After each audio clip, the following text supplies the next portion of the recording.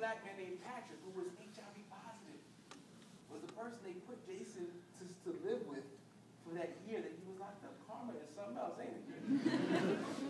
Well, this man Patrick starts talking to Jason, and Patrick his HIV is turning to AIDS. He's developing sores and lesions. Jason is watching Patrick die before his eyes in their living space. And so something about watching somebody die just had an effect on him. You know, they start having conversations. He's like, any day could be his last. You know, so he's like, yo, don't you like gay people, man? You know some gay people? You don't know about gay. Why don't you like black people? What did a black person do to you? He's like, you should love black people. You know, black people came up into Europe for like 700 years, and we brought some good stuff up there. Y'all still talking about, right? You know, the Moors was up here in Spain, and so they had these conversations that totally opened Jason's mind, and then Patrick passed right in front of Jason's eyes. So he came out, left the movement, started writing poetry to figure out and process what he'd gone through, and he ended up marrying a woman from Thailand. So he marries this beautiful brown sister.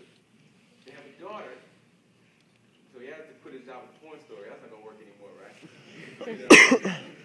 They have a daughter, and he starts writing these amazing poems. And when I met him in 1999 in Chicago at the finals of the Poetry Slam, the poem he was doing is called Southern Heritage. It's on YouTube. You can check it out. Jason Carney. He says, I'll never forget this line. He said, my daughter will not be practiced at turning her head. She will not be racist. She's part Thai.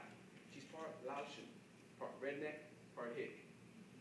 She will walk down in the street and greet people in multicultural phrases like "Sabadi kwa, y'all." When I heard that, I was like, who the hell is this dude who's dealing with this stuff through his poetry, and that's kind of how we connected. So we tell our stories together, and when I tell their stories, when I look at their stories, I see just one example, right? And anecdotal evidence is not the only evidence. There's statistics we saw at the very beginning that we can fill the screen with it for the next hour or two that show the disparities. The disparities are there. They exist. They're real. I spent a lot of time today with students and with faculty talking about how coming out of slavery, the vagrancy laws were laws that said if you're homeless, if you're jobless, you're committing a crime, you're a criminal. Who was homeless and jobless after slavery was abolished? Black people. Right? Leaving the plantation, trying to find a home, trying to find a job. So immediately, the Angola State Plantation became the Angola State Penitentiary. Immediately. Right? The first 10 years after the abolition of slavery, Andrew Davis writes about this. There were over 300% increase in the number of black people in prison, because you have to have black people in prison during slavery, because slavery was prison. And now today, prison is modern day slavery, because the things that slavery did, prisons now do today. What are some of the things that the plantation did? One, it confined you to a certain space. You couldn't go anywhere. Prisons confine you to a certain space. You can't go anywhere. You get shot, you try to leave. You got hung if you try to leave. Right?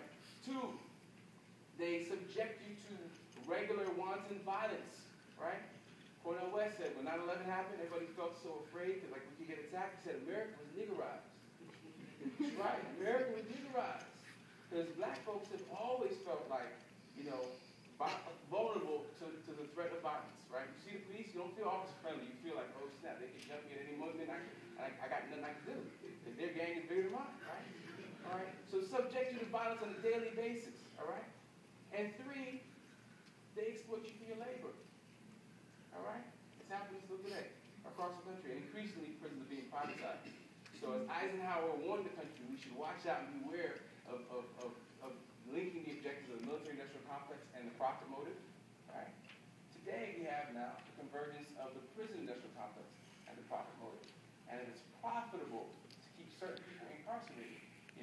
There are political objectives that align with lobbyists and with corporations that are moving us in a certain direction and moving the country deeper down this path. So that's the work that I'm involved in. That's what I write about. That's what my show is that I've been touring about. I want to share a piece by a student of mine who actually took over this class. I started classes at Columbia University, at NYU, and at the New School, and basically half the semester I take the whole class into a prison.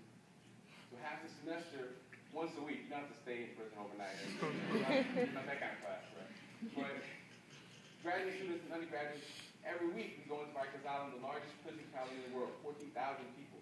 So this is a piece written by one of my students I want to share. It's one of my favorite pieces, and I